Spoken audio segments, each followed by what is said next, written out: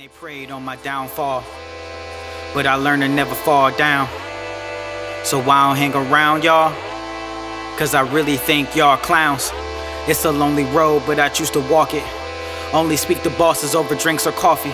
Feeling like the only nigga from my neighborhood who was at a crossroads and road crossed them.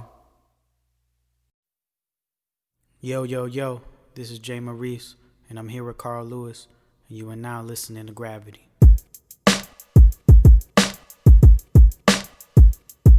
My check. I did like a Google search once, but it was like a long time ago, so I don't remember.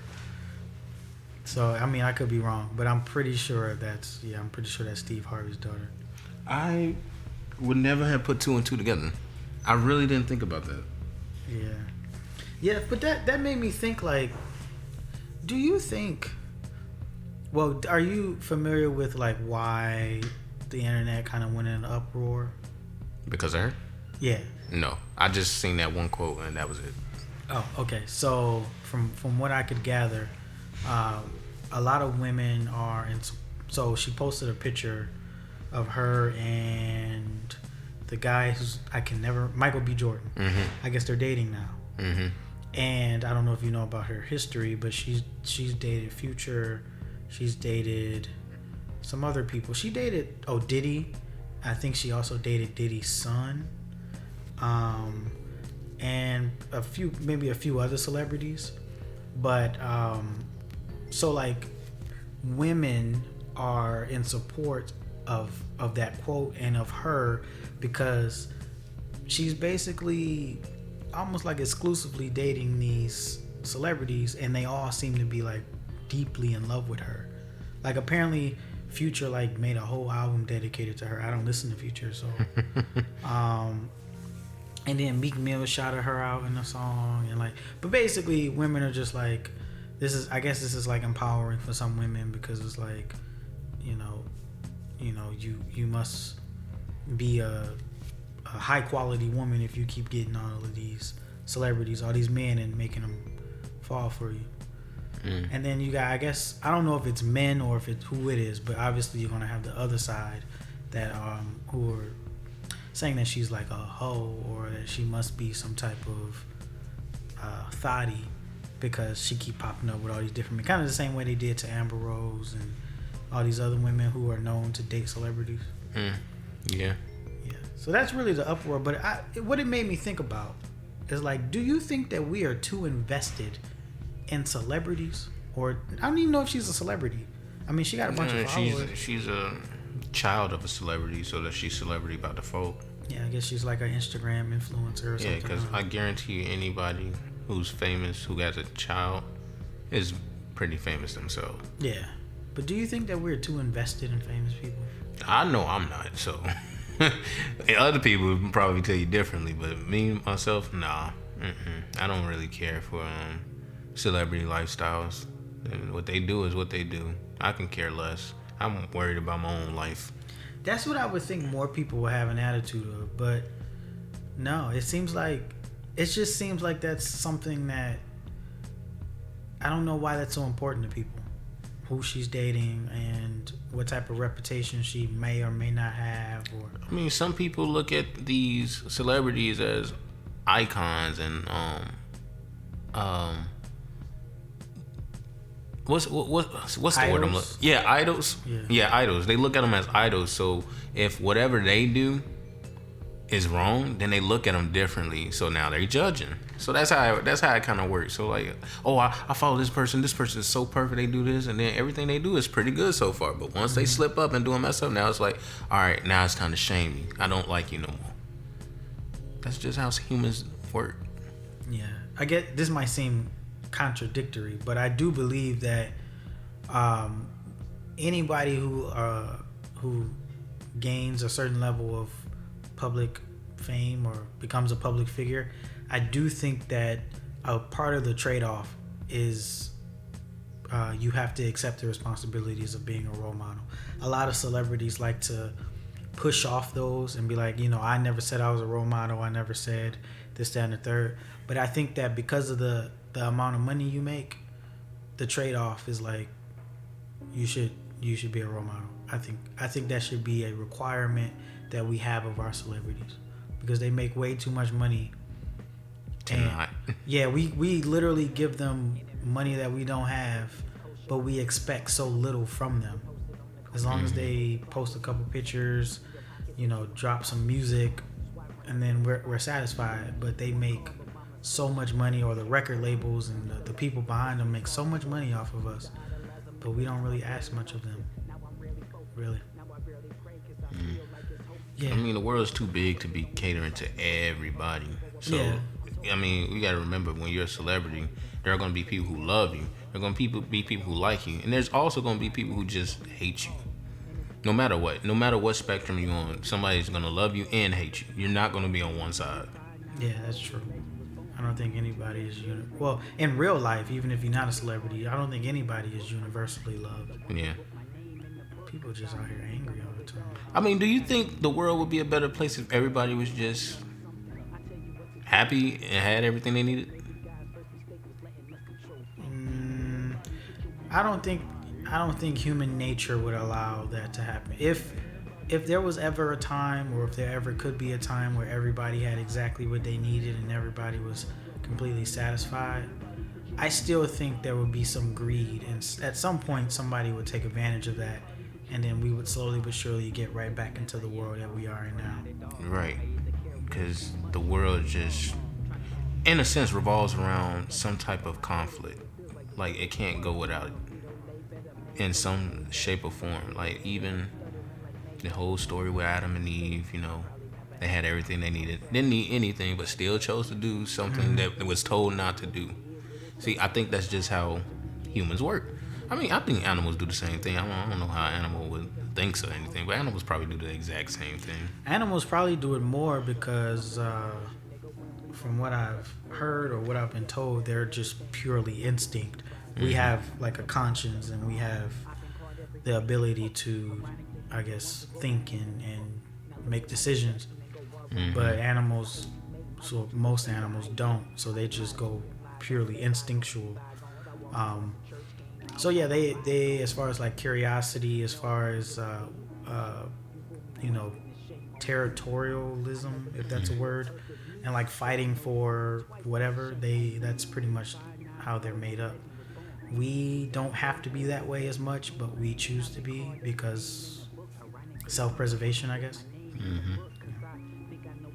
Also, in my life, I find that like the more struggle you go through,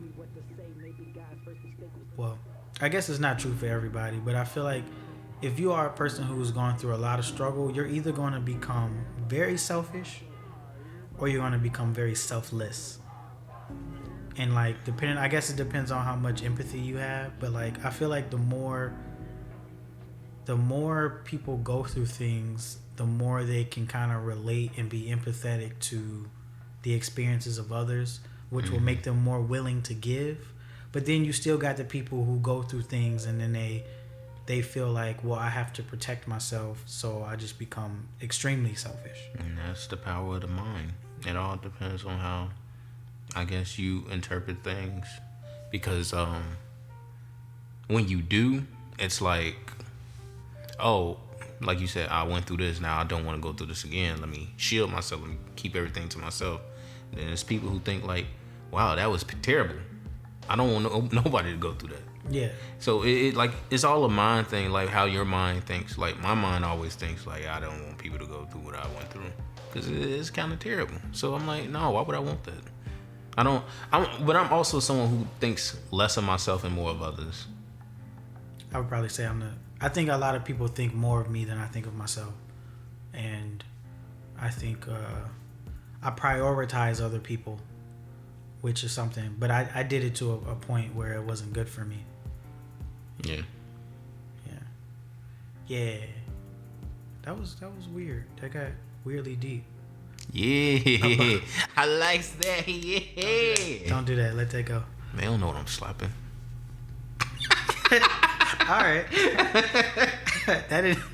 All right. Yeah. Do you think that if doctors were able to cure diseases, they would lose business? Yeah. Well, actually, no. I mean, yes, but I think that I don't know. I think the way we live, just like as Americans, there's always going to be a new disease.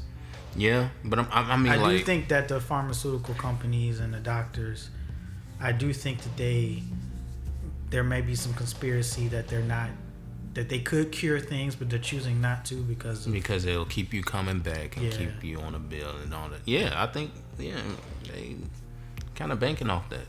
And then then these restaurants will sell you, like, give you deals on some decent food that's gonna be super unhealthy, so that you can go to the doctor and pay that bill. They all working together. I know it is. It has to be. I don't know if they all working together, but I do think that it's too coincidental. I think it's just like the American system. I think it's just like people in business.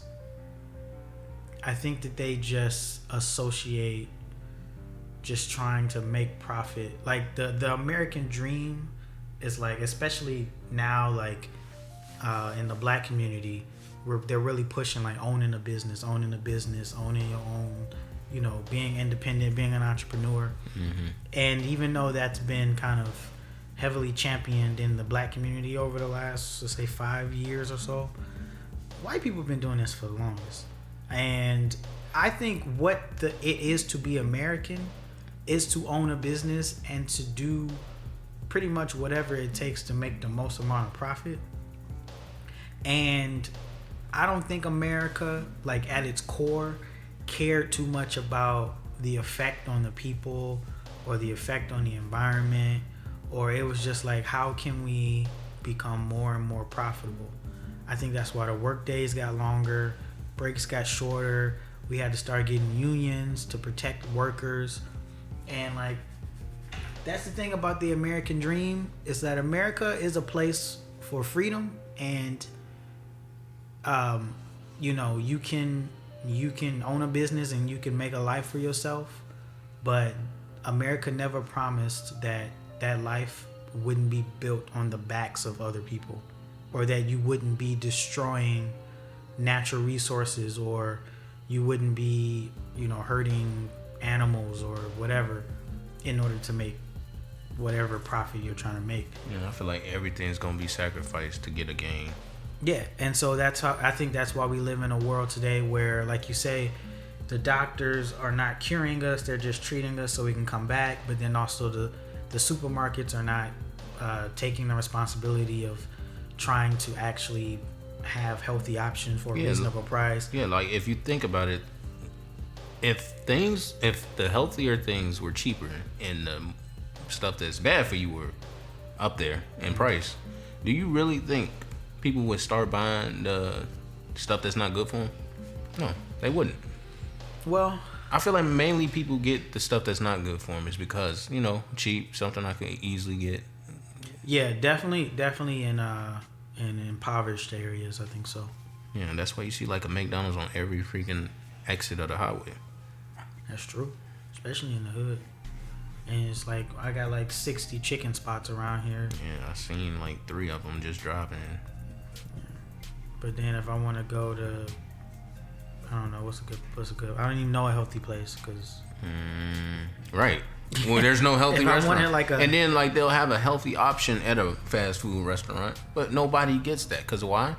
Yeah, why would I? It's also more expensive usually. It is. That's another thing. Like, shoot, do you know a salad from McDonald's like $8? $8 from or $7, $8, one of those. That's probably like the most expensive thing on the menu. It's got to be. I haven't been to McDonald's in like 18 years. Yeah, I know. Wendy's got a salad menu too. They stuff be like $7.50 ish. That's it. Why is salad so? But then you look at it. Can I get the 4 for 4? Yeah. And it's a lot more food. Yeah. But it's only 4. And then the salads be like this big. Yeah. Is lettuce expensive? No. That's what like from spinach not either. From like a production. I don't think it is. Why would it be? It's plentiful. I think restaurants just be like, let's put a salad on the menu, but make it a stupid price so nobody wants to buy it. Yeah, I definitely think some of the fast food restaurants put the healthy options, just so they can say they have healthy options. And then they'll never be on like the plaster of the restaurant. You know, when you had to drive through, it'll never be plastered on. It'll probably be at the bottom, like when you're looking for like where the drink's at, and it'll be like in that little small area. Like, oh, y'all got salads? Like, yeah, we do, man. You know, you say that, and it made me think. Whenever I go to a fast food restaurant, well, I haven't been inside one in a long time, but when I used to go, if they didn't have the fountain or like where you can get the drink yourself, I could never find the drinks on the menu. I mean, I know that they're there. I just never can find it. It always takes me like at least 10 minutes to find them. It's because I think mainly that reason is because places like McDonald's and Burger King, they always have the same type of drink. There's not like too much different from a different.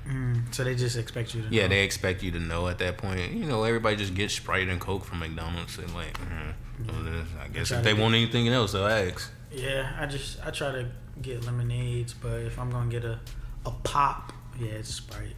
Yeah, I mean, it's the same thing with Wendy's. The only thing Wendy's do is like they'll show you they'll show you in a very, very small print what drinks they got. But like they special drinks like the strawberry lemonade, the stuff that's expensive, they'll have it plastered at the top. And stuff. Yeah, that stuff is more visible. Do you feel like COVID has put you in a position where you think a lot more, or like you started to reflect on things? Yeah, definitely. I think that's happening for most people. Yeah. It's weird. Yeah. COVID made me want to get a pedicure. Why? Just because I was looking at myself. Yeah, I've been looking at myself. I'm like, man, I had one before, and it felt nice, but I just never had one again. So COVID made you feel like you had ugly feet? Yeah. Okay. I mean, shoot, I'm always in my freaking flip-flops now. So all I could see is them boys just barking at me. So why don't you just put on socks? Because then I'm wasting socks. I'm not going nowhere. That's true. Why don't you just take better care of your feet? They do be taken care of. It's just still like, it's only so much you could do. Is it? Well, I mean, you could wash it, lotion it, maybe clip it, but after that, and it still look the same way. I'm like, all right, something got to give. I gotta put some money in me. You getting old, I guess. You getting some old man feet. I wouldn't even say that. I'm not getting old man feet. I heard something today. That reminds me. I heard something today that said, if you were to describe to someone your 3 of your bestest friends, right? They can get a sense of the person you are. Do you believe that? Do you hang around people who are more like you? I think so. I don't know if that would. See, I don't really allow myself to get too close to people. So I feel like the people that I would describe as my best friends, or I guess my closest friends, they would only represent like 40% of my personality, because they are very much like the part of my personality that I present to the world. But I would say for the average person that might be true. Would you say that? I think so, yeah. I don't know, just sometimes talking with some of my closest people, they most of what I say to them just comes out naturally in the world now. It's like I remember way back then I wouldn't even talk to people if I walked past them, but now I do. I don't know why. It's just like random people? Yeah. Or like, you know, just like, hey, what's going on? Or if it's a nigga, what's up, man? You know, just different vibes. I give different vibes to different people. That was aggressive for no reason. I mean, that's how we introduce each other as guys. If it's a nigga, I say, what up, bro? No. I'm like, what's good, bro? Yeah, that's all you do when there's another black male, you know. Afro American. I just get people to nod. If they look at me too long, I just go, what's up? Sometimes I'll drive up to a red light, and then like somebody on the left side of me would just pull up looking dead at you. I don't understand. I don't know why people do that. I don't know either. And if they do that, then I'll just like, okay, you doing that? Yeah, what's up? hello. I don't know. If it's niggas, they probably trying to see, if it's a woman driving, so they can try to holler at her. You gonna holler at a woman in a car? I feel like people, at least in the music videos, they make it seem like they do that all the time. Man. Who was it that said they ain't want no scrubs hanging out the passenger side of their best friend ride?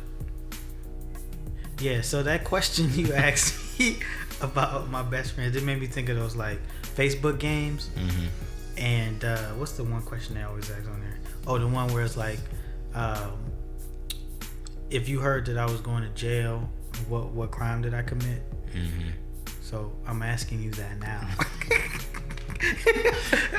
I feel like it's hard for people to figure that out. The only thing I can think of is selling drugs. Why would I be selling drugs? Make that money. Do I seem like the type of person that you would find on loud? Shoot, as much as you stay around it. It's true. I do be. I mean, I just live in this Yeah. Just because you live in it don't mean you do it. I know that. I'm living proof of that. No, I probably, if I was going to jail, it'd probably be for something, maybe like a white collar crime, or probably something that like stealing. It's like fucking insider trading or something like that. Oh. Or it would be maybe something related to violence, like You gonna kill a man? I'm not saying I'm gonna kill a man. I'm just beat a man? Assault or something. Depending on the situation. I think if I was to ever go to jail or prison, it would most likely be for some form of violent activity. I don't see you as that though. Maybe that's why I never thought of it. Yeah, but I mean, because everything else, it would be a situation where I'm being provoked, and it's like I feel like I don't have a choice but to be violent. And then depending on the situation, people can sue even if I was using self-defense or I felt like I was doing self-defense. Or not sue, but people can press charges. But everything else, except for maybe some white collar crimes, like I said, I don't really see myself being tempted to engage in any of that. For me, I feel like I will never be violent for me, but for others. It could be that too. I could be defending someone else. Yeah, like if somebody came up to me, oh, you should not have done that, blah, blah, blah, blah, right? They doing all that, and they came up to me, I'll probably just let it go. Like, I don't care. But if somebody was to do that to somebody I loved or a family member or something, then I'll step up and do something. But like, for me, I don't care. Do what you need. So what you're saying is you don't love yourself? Maybe. Maybe I don't love myself. I'm starting to realize that every day now. Because people be like, Karl, you good? I'm like, I don't know. I'm like, you gotta love yourself. And every time they say that, part of me is like, what does that mean? Yeah. I'm like, what does that mean? I hate when people say that because it's like, all right, that's cool, but like love myself how? Like, and then like this one girl, I was like, hey, I gotta get out there more. And she was like, well, you can't get out there until you love yourself. I'm like, what? What? How? What do you mean love myself? Yeah. I feel like, how do you love yourself? But I guess it's a journey that I need to take. Yeah, I just hate that people don't tell you how. When people just quote things and they post people things. Tell you to be successful, don't tell you how. Yeah, it's stupid. Like, I think for me, learning to love myself, or a person in general learning to love themselves, I think it's about, first you have to acknowledge everything that you are. You have to find the courage to acknowledge everything that you are, even the parts that you are afraid of or that you might be ashamed about. Mm-hmm. Ashamed of, that's what I was looking for. And then it's about accepting those things. Now, what people get confused, I think, is that people mistake acceptance for what's the word I'm looking for? Whatever word means like not improving on it. Like, just because you accepted your flaws doesn't mean you don't have to work on them. Mm-hmm. So I think once you can acknowledge everything about yourself, and then you gotta learn to accept them, and then you have to work on them if you feel that you need to. And then I think the final step is just like being okay, or like learning to be comfortable with it, who you are, and like being okay if no one else likes it. Or if it feels like no one else likes it. I think once you do that, I feel like the way the universe works, like somebody in your life or somebody will like pop up in your life. Yeah, maybe that's truly what's wrong with me then, because I think I go through my life trying to love on somebody else instead of trying to love myself for who I am, because now when I don't have somebody in my life, I don't have like love to distribute when it could be going towards myself anyway. But I don't, because I'm always looking for someone else to give it to. Like I said, I really kind of don't care about myself. I feel that. And maybe that's what's wrong, and I need to work on that. But it's really hard to work on when I, like I said, don't care for myself to begin with. Yeah, you gotta. Do you feel like you didn't receive a lot of attention growing up? I did, till I was 12 or 11. 12. But after that, you didn't receive a lot of attention? No, I was in the house with like 7 other kids. After that. Did you ever feel like lonely or like abandoned, rejected, anything like that? No, not truly. No, not truly. No, not truly. Nope. That's good. That is good. But even if I did, I feel like the siblings that I was around just kept me cool anyway. So, yeah, I don't think so. Yeah. I think the reason why I ask is because what you basically just described is something that I used to deal with, or I deal with, or whatever. And I haven't been to therapy yet, but I attribute it to kind of remembering when I felt lonely growing up and when I felt rejected. And I think that once I got into the dating world, or once I started dealing with other people, I kind of made it my mission to do my best to never make other people feel that way. So I kind of got in this cycle where I wasn't really working on myself. I was spending all my energy trying to, like you say, love on somebody else. And I didn't really care about myself. And it wasn't until that kind of put me in a very, very, very bad space where I kind of started to see the pattern of how things would turn out, that I started to kind of be like, you know what? No matter how much you try, or how much I try to be what I think I need to be for someone, it's never actually going to be enough. So you just got to be who you are.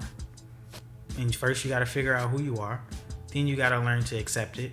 Then you got to find the things about yourself that you don't like, and then just dedicate your time to working on them, just to make yourself a better person.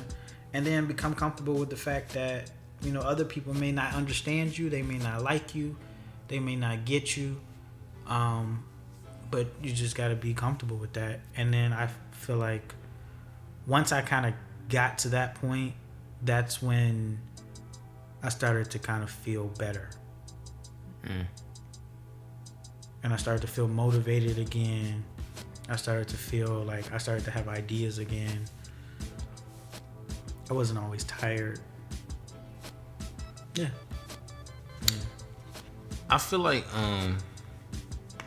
about the abandonment thing, I feel like it did kind of happen now I'm thinking about it, but it didn't happen until I was of the age of adultery, 18. And it's funny because you said adultery as opposed to adulthood. No, but yeah, I get what you're saying. Yeah, because like when you got to the age to cheat on people.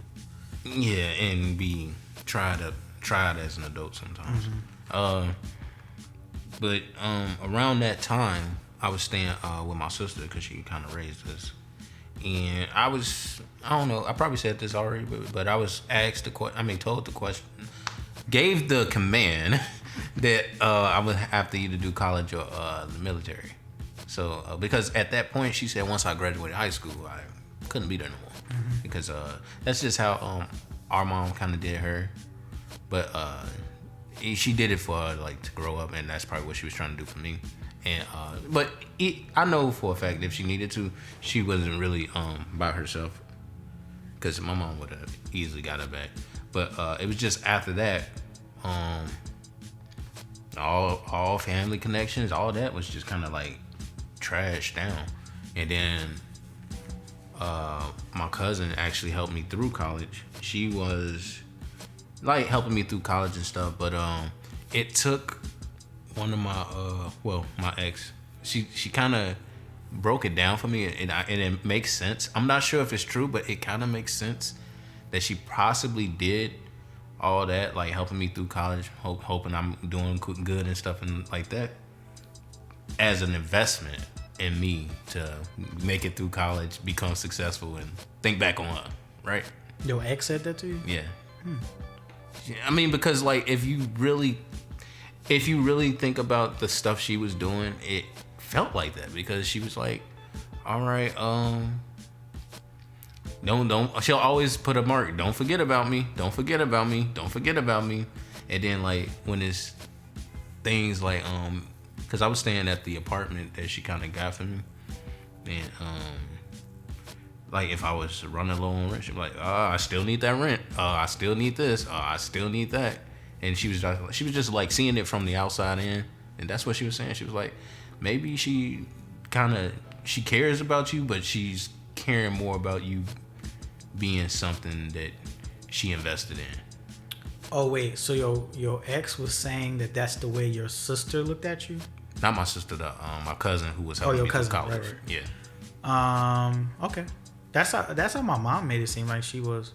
So like everything she ever did for me was an investment, so that when I'm, successful, I'll like buy her a house and make sure she's straight so she can retire. So that's very, which actually I feel like actually kind of hurt me more than helped. But I think a lot of guardians or people who help us during our adolescent years, I think it's very possible that they look at it like that, which is kind of trash, to be honest. But yeah, it's kind of selfish.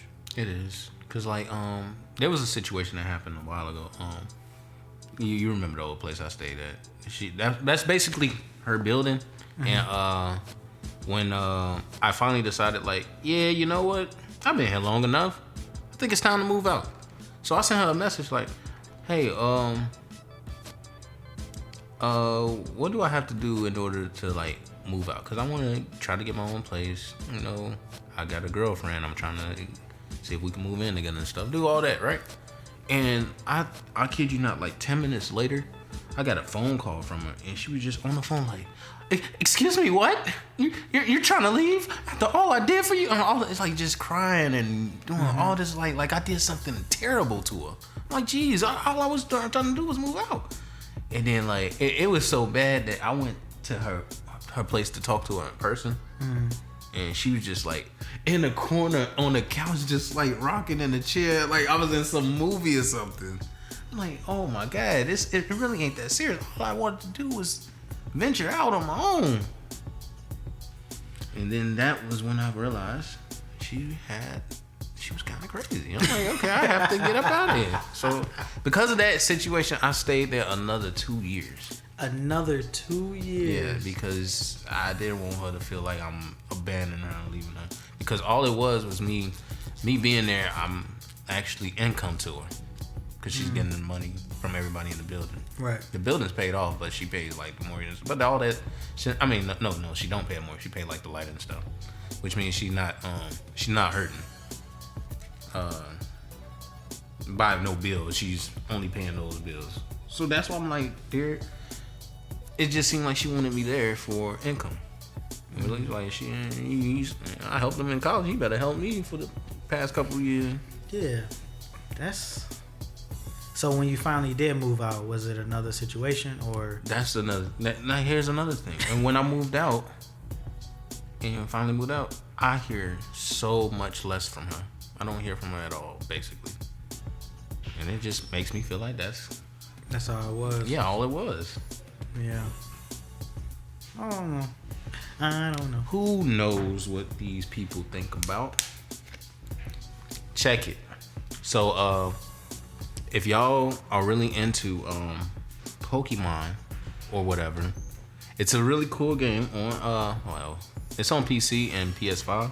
It's called Tim, right? And it's a monster capturing game, which is like basically what Pokemon is. Mm-hmm. But it has everything that. Have you ever played Pokemon on like Game Boy Advance or anything? Yeah, I had the Game Boy Color, Game Boy Advance. Yeah, so if you play Pokemon on that, it's exactly like that, except the whole game is online. So like, while you're going across doing your stuff, you'll see other people with their, well, I almost called it Pokemon, but they Tim-Tams behind them, just doing probably exactly what you're doing, fighting, battling. You can talk to them, you can trade with them, you can battle them. It's so cool. I love it so much. Has Pokemon ever done this? Pokemon has never done it. They never thought to just make it online where you can actually interact with other trainers, so it can actually feel like the TV show. Nope. But this company, well, this dang, what do you call them? Game production company. The gaming production company, whatever their names are, they seen Pokemon like, and they've been doing Pokemon, like played Pokemon all their lives and stuff, and they was like, man, if Pokemon would do this, it'd be amazing, right? Pokemon never decided to do it, so they just put it upon themselves to make a capture monster game, and it's actually super good. It's really, really, really good. I would recommend that. What is it available on your phone? Or? No. It's available on PS5 and PC. Okay. On the PS5, does it like look the way games looked on the Game Boy? No, it's 3D. Oh, okay. It's 3D. I mean, in a sense, it's still kind of like over the top view, but not really. Bird's eye view. Yeah, it's like slightly bird's eye and third person. It's like that in between. Like it's like an angle. It's like when you playing GTA. But yeah, but a little bit more up. Oh, a little bit more up. Okay. Yeah. So it's 3D and it plays exactly like Pokemon. All the breeding, all the capturing, gym battles, all that. It's pretty cool. It's cool. You should look it up. It's really, really good. I recommend it. Okay. Tim. That is TEMTEM. I definitely thought it was TIM. I'm glad you did that. TEM.